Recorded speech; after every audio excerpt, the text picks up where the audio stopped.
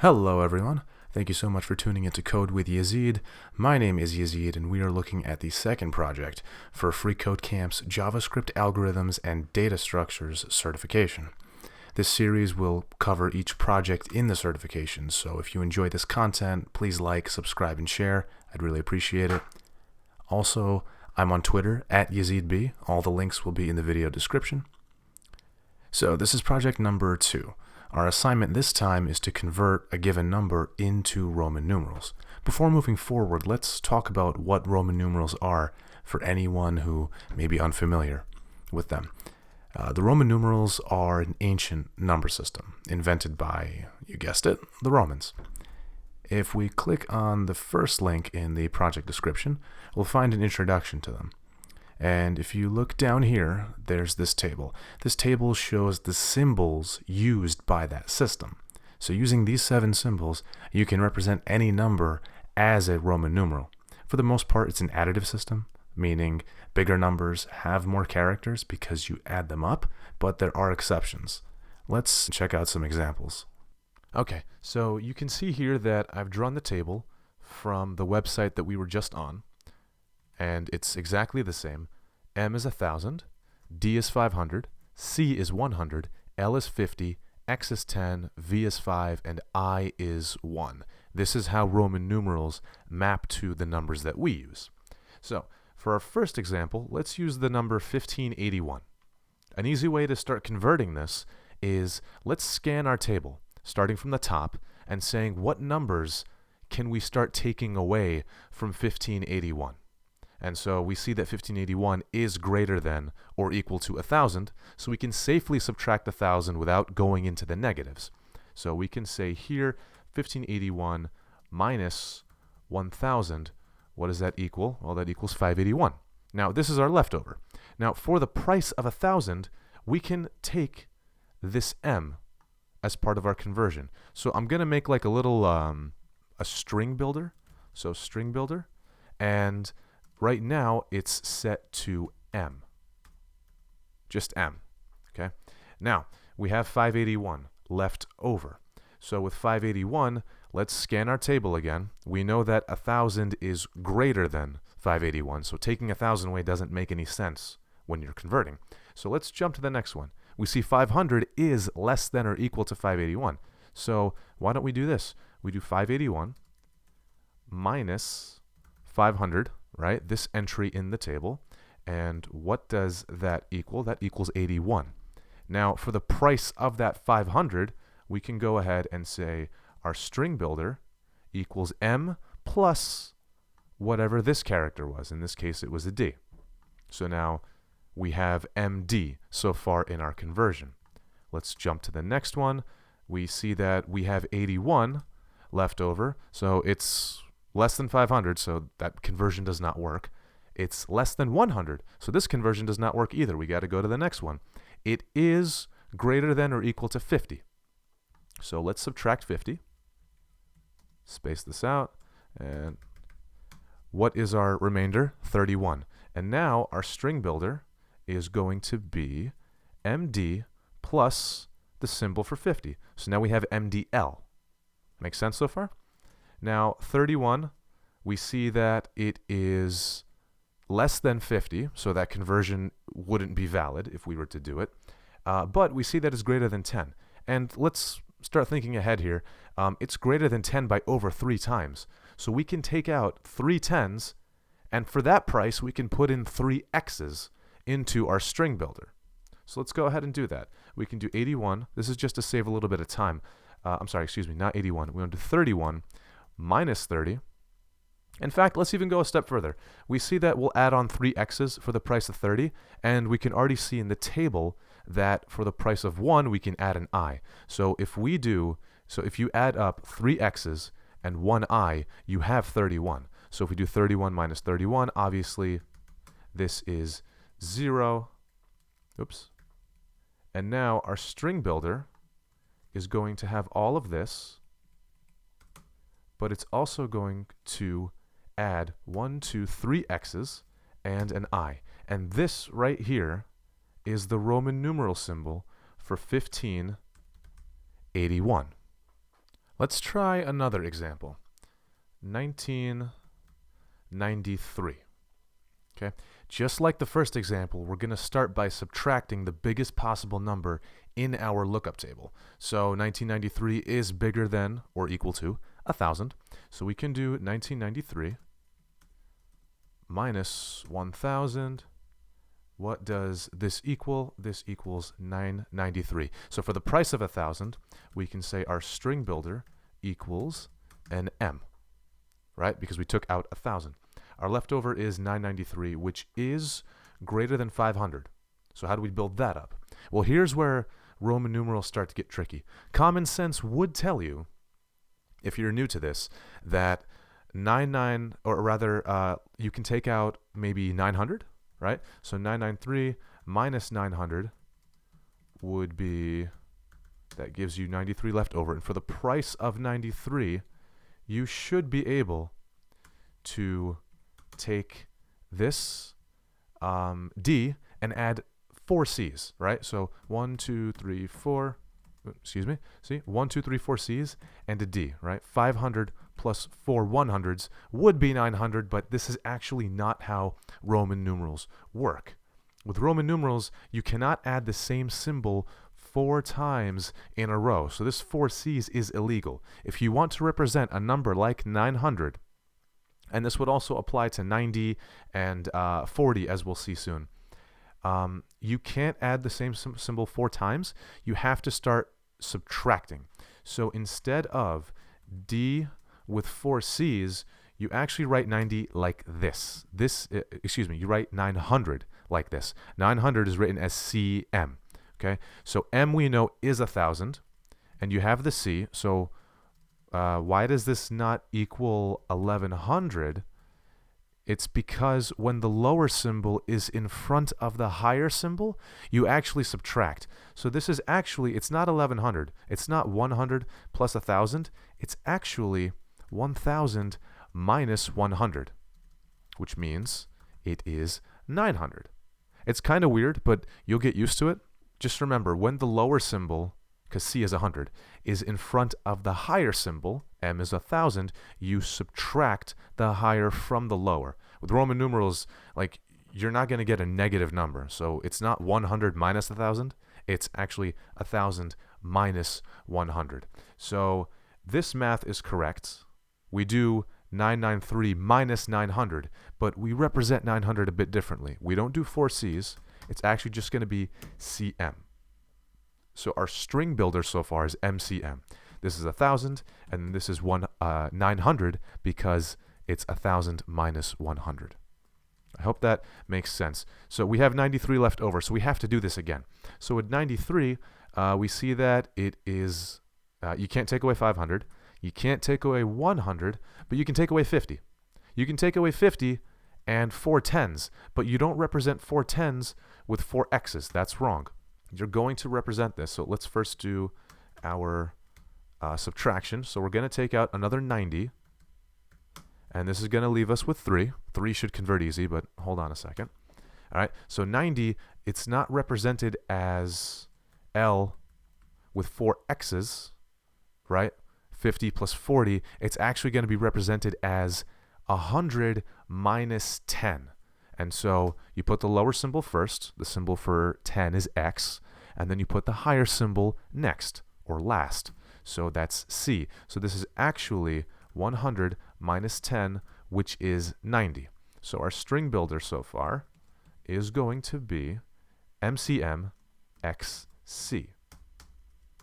Now, we have 3 left over. Obviously, we can just take away the 1 3 times. So 3 minus 3 is 0. Our final string builder is going to be MCM XC, and for those 3 tokens, 1, 2, 3, I. This is 1993 represented as a Roman numeral. Okay, this will be the last example, and I'm hoping it'll really be hammered home after this. 3,999. You can already tell that this is going to have some, a little bit of finagling to do. So we know that 3,999 is definitely bigger than 1,000. It's, in fact, 3 times as big, over 3 times as big. So we know off the bat, and we're allowed to add up 3 symbols in a row, we can just subtract 3,000 immediately, because we're getting pretty good at this, I hope. And we'll say 999, we'll take that, and for the price of 3,000, we can say our string builder is MMM. Okay? Now for 999, we have this. Obviously, we can't subtract 1,000, but we can subtract 500 and 4 100s. Again, it's not going to be... so here, let's do our math first. You're going to have 99 left over, of course, when you subtract 900. You're not going to represent it as D and 4 C's. That is incorrect. Once you start adding up 4 symbols, you have to subtract. You can't add up 4 symbols. You have to subtract. So we will subtract 100 away from 1,000. So now our string builder is going to be MMM CM. Let's go to the next line here. Okay. Now, I want to introduce a little something to you. Let's say we were doing this programmatically, right, with code, because eventually we're going to have to write some code. We're not going to do it yet, but I just want you to start thinking about how you're going to do this when you code. How are you going to build the logic for, oh, when I'm about to add 4 symbols, don't do that, and instead I want you to go to a lower symbol, subtract that from a higher symbol, and that's how you represent the 9s and the 4s and all that. That's going to get pretty involved. What if we did a little hack? What if we, in our map, we just update it? And so, for example, CM, we can say that's 900. Now, when we encounter 900, we directly have an entry. We don't even have to think about, subtract and, don't add 4 times. We can let our program forget all about that, and we can just code these directly into the map. So let's go ahead and do that. CM we know is going to be 100. What else? 400, right? 400 would be C. That is not valid.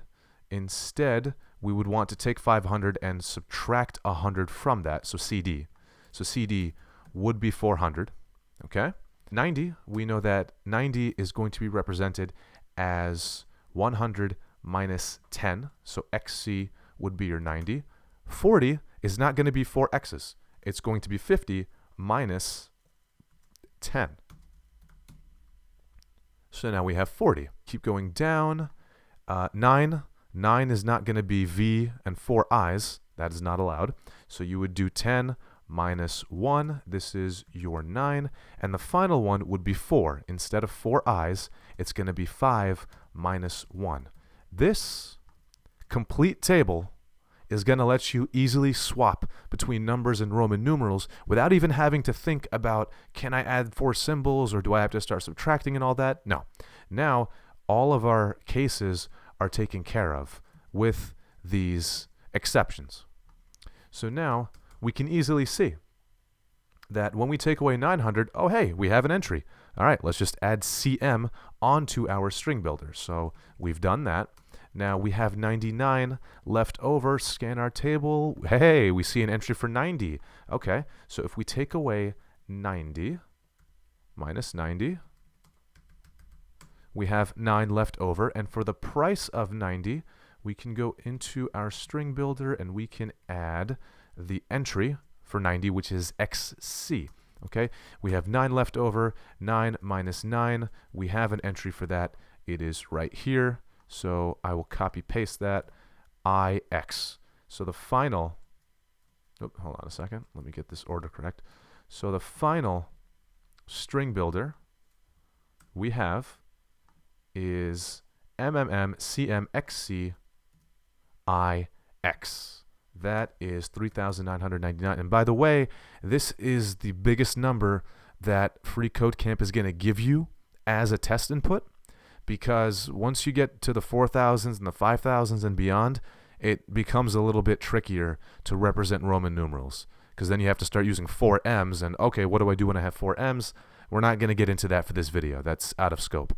So 3,999 and anything below it down to 0, we can represent using this table and no need to think about addition, subtraction, any of that.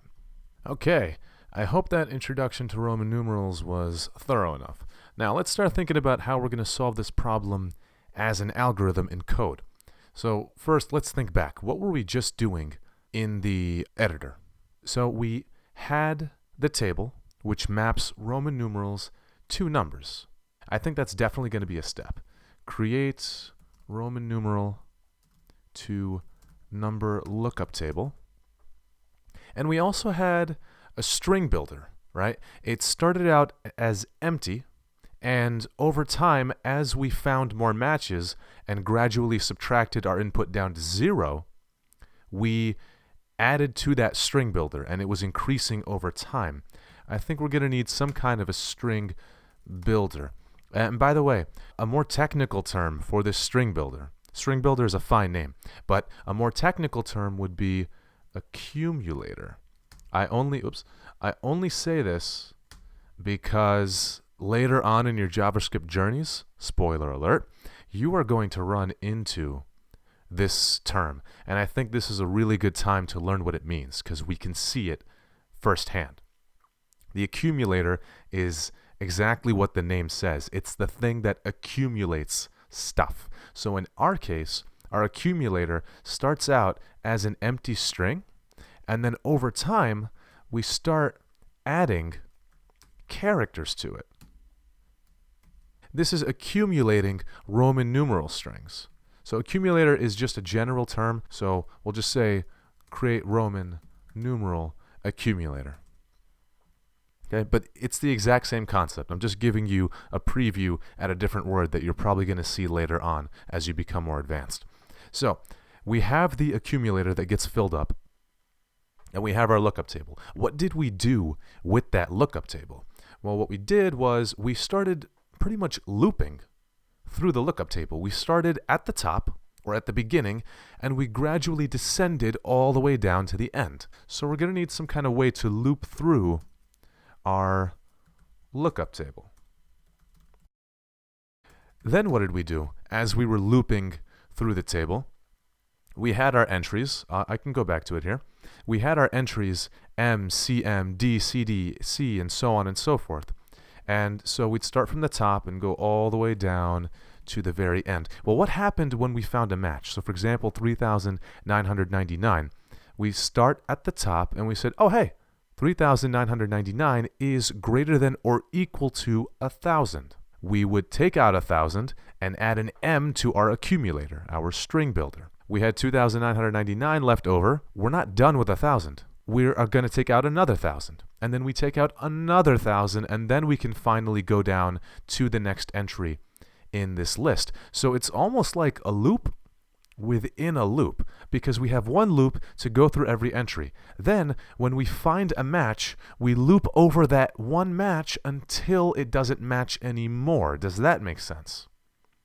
Because you can't just do it once. So for example, inside your lookup table loop, if you just said, if we have a match, subtract, that means you would here take out 1,000 and you would go down to the next one. But that's wrong, because if you take out just 1,000, you would have 2,999, which is still bigger than this entry. So you need to keep taking out more and more and more. You would have to take out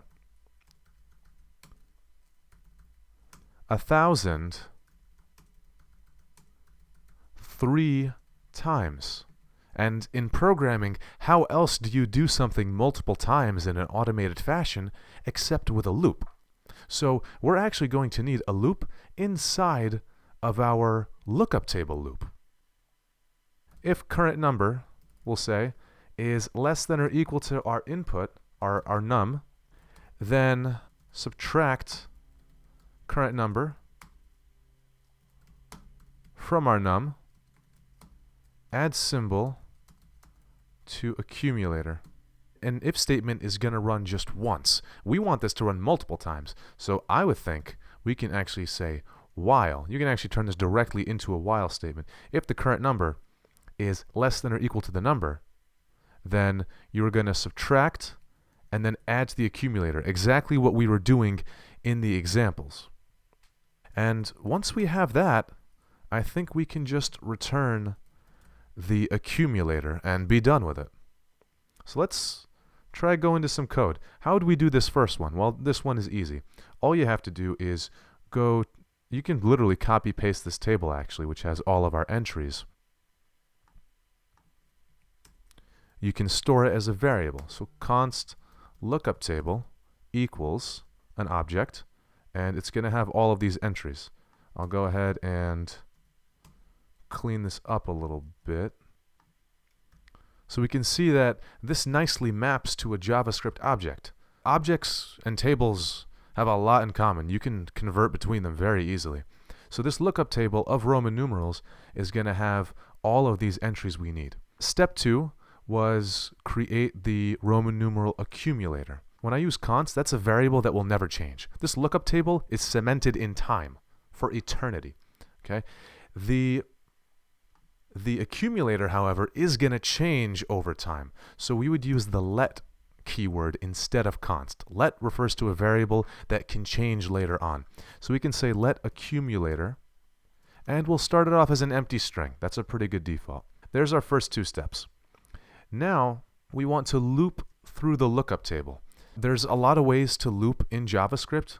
You can have a standard for loop, but what I'd prefer, and you can look this up more if you are interested, is a for in syntax. So for const key in lookup table. Let's give ourselves some more room here. We're saying for every single key in this lookup table, we're going to visit each key once. So I can show you real quick, console.log key. If we run this now, and I'll open the developer tools, see that? Every key is being logged out all the way from M down to I. So we have this key. Now if we want to access the value in there, we can do lookup table key. We can do console.log key number value. All right, if you run this again, where M is 1000, CM is 900, D is 500, CD is 400, every entry is being logged here because this is the key, CM is the key here, and the value is accessed by going into the lookup table and giving it a key. That gives you back the value. So we log out the key and we log the value. So now we can do exactly what we were doing in the example section. We can say here, while we have a match, while the number value is less than or equal to our number here, our input, is less than or equal to the num, we're going to subtract that value from our number, and we're going to add to the accumulator. So the accumulator is going to have the key added to it. See that? So for example, when we had 3,999, it's going to loop through the map, and it's going to say, all right, I'm at 1,000 right now. The key is going to be M, and the number value is going to be 1,000. While 1,000 is less than or equal to 3,999, we're going to subtract, we're going to take out 1,000, and we're going to add M to our accumulator. So this is going to happen 3 times. Then it's going to go down, it's going to find 900, have a match, and so on and so forth. And then at the very end, we're just going to return our accumulator. Let's see if this works. This is the solution in its entirety. So we have our lookup table of Roman numeral to number. We have a blank accumulator, an empty bucket pretty much in the beginning. We loop through every key in the lookup table, and we can get the number value using this syntax. While that value is less than or equal to our input, we're going to take it out of the input, and for the price of that, we're going to add to the accumulator. So we're taking from one, and we're adding to the other, and the accumulator gets returned at the very end. If you run our test cases, you can see that we pass. I hope this was fun and informative. Please let me know if you have any questions. I hope this was clear. I'm on Twitter at YazidB, and for more info, you can go there and my website. Check out my blog at yazidb.com. Once again, all the links will be in the description. I hope to see you in the next video. Thank you so much for watching.